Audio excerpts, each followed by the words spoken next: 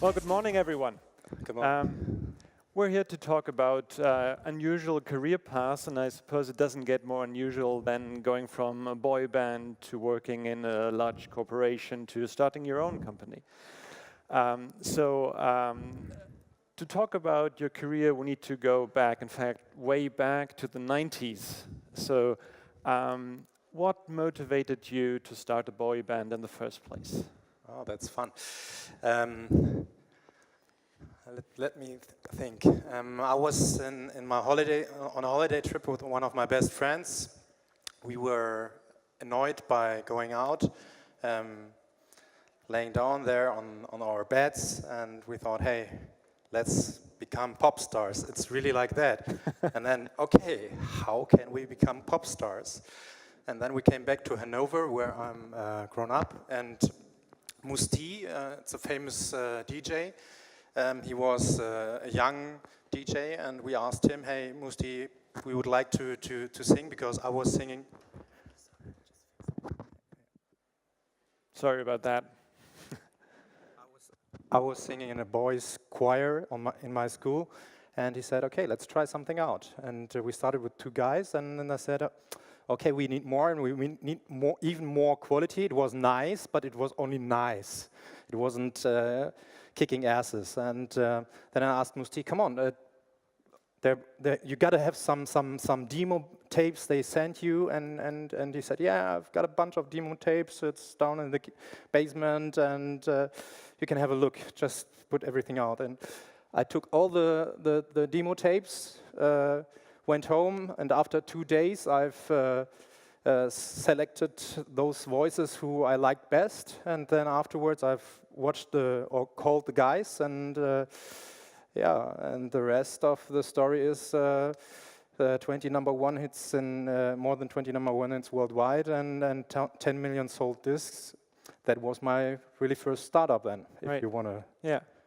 When we first spoke, I insinuated that artists are not very well organized, and I reckon founders needed to be, but apparently I was wrong with that, wasn't I? Absolutely.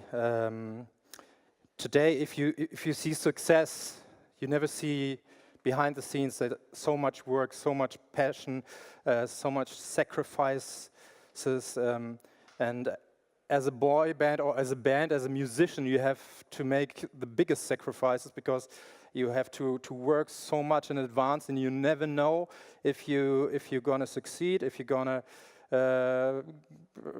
earn your money one day with the music. And it's the same way as an entrepreneur. You have to believe in your business case. You have to believe in doing something what people need. You have to fulfill needs. And if you have a nice idea, it's always good, but you have to check out, is there any need on the market? And if there's a need, how do I get to the people, and how can I sell it to them? And it was a nice story before, telling it was really tough. And even with the band, when we had success, everybody said, oh, it's so easy to found a boy band. And I said, okay, let's do it. But honestly, it's so much hard work, and before every concert you have to prepare. Then for the PR, it's all the same. If you sell music, if you sell tomatoes, whatever you sell, you have to work, and you have to start in the morning, and you think about it at night. My brain never stops. I'm sleeping and I'm dreaming already about the talks I talk, about the walks I walk, and yeah, that's it. But I love it. I love to make music. I still make music, but only for fun, because the times are over for the music after the digitalization.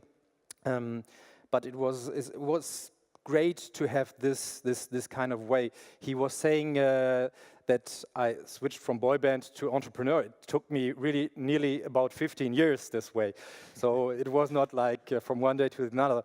And I was head of quality management for Riemsma, for example, for the marketing unit. That meant I had to qualify their way of doing marketing, make it measurable.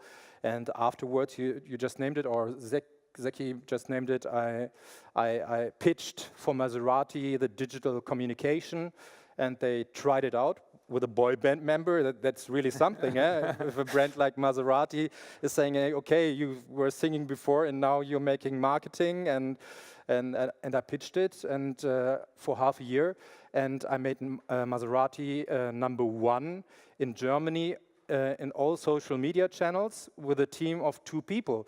Audi and other companies, they had like 20, 40 social media people. We had 2. And we had, I think, a tenth of the budget that we could have spent. And that's my most important message to you.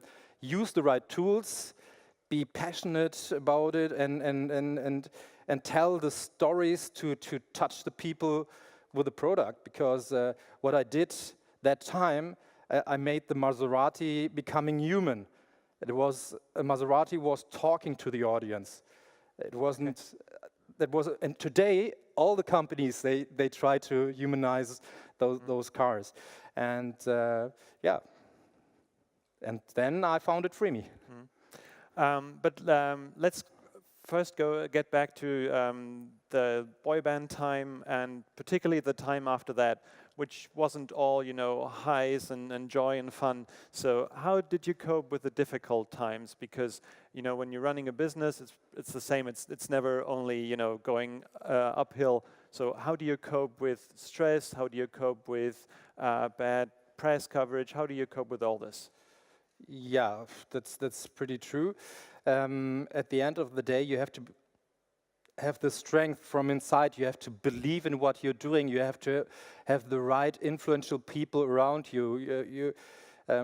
I do it that way. I only have friends who try to motivate, are positive. Of course, you also have bad days, but that's the same thing I'm doing. I'm trying to push and motivate my friends, whatever they do, and even how hard it is. For example, of course, I earned a lot of money in my music career, but this money doesn't last forever. So I had always to work and had always to develop my skills, and that's what I am still doing. We are challenging our company every day, and we are disruptive against